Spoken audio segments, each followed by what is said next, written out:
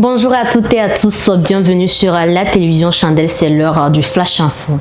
Au Togo, le ministère de la fonction publique, du travail et du dialogue social a officiellement ouvert le mardi 24 mars 2026 un concours national de recrutement de fonctionnaires pour le compte du ministère de l'Environnement, des Ressources forestières, de la protection côtière et du changement climatique.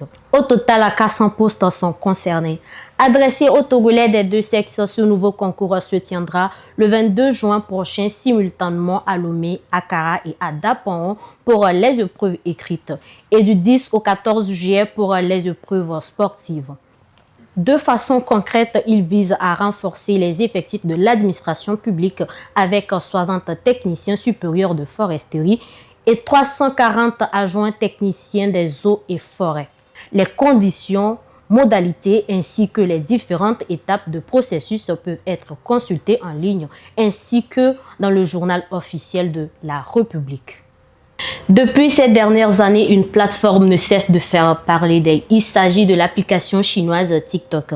Entre censure et utilité de cette plateforme, comment concilier créativité et sécurité dans l'utilisation de TikTok? Des éléments de réponse dans ce reportage de Gisèle Carré. TikTok est une plateforme où les jeunes et les moins jeunes peuvent s'exprimer librement, qu'il s'agisse de partager des moments de vie, d'échanger sur la passion commune ou de s'adonner à des défis viraux. Ainsi, pour nombreux utilisateurs, TikTok est perçu comme un espace commercial et créatif. J'utilise TikTok pour gagner de l'argent. Je publie mes articles, mes tenues que je confectionne sur ma page TikTok. Je suis sur le TikTok principalement pour des fins de divertissement. Mais étant étudiant, j'étudie, donc je me permets de prendre quelques minutes de pause pour regarder des vidéos sur TikTok. Cependant, TikTok offre une grande liberté créative. Il est également le théâtre de contenus de plus en plus controversés. Nombreuses sont des vidéos qui alimentent la vulgarité et la dégradation de l'image sociale. Des défis sans fondement, des contenus auxquels des personnes s'exhibent de manière inappropriée ou encore des vidéos où des injures circulent sont proférées. En fait, personnellement, je ne les critique pas. Mais le problème, c'est quoi? Quand nous allons sur TikTok, c'est juste pour essayer de vendre une bonne image et de faire valoir ce que nous faisons comme business. De nos jours, la façon dont les gens utilisent TikTok, je peux dire que ça ne me plaît pas. Tu scrolles, tu attends quelqu'un insulter la maman de quelqu'un, les gens s'insulter, des contenus vulgaires. Personnellement, moi, ça ne me plaît pas.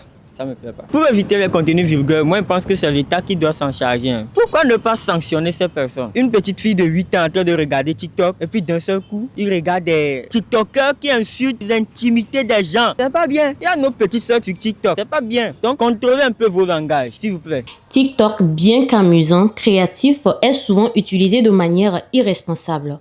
Ces mauvaises pratiques soulignent la nécessité d'une utilisation plus réfléchie et responsable de la plateforme. Information internationale à présent en Guinée, le décès en détention de Toumba Diakité. Aboubakar Sidiki Diakité, ancien aide du camp de Moussa Dadis Camara, est décédé en détention à la prison de Koya en Guinée dans la nuit du 24 au 25 mars 2026 suite à une hernie de la ligne blanche étranglée compliquée d'une péritonité aiguë.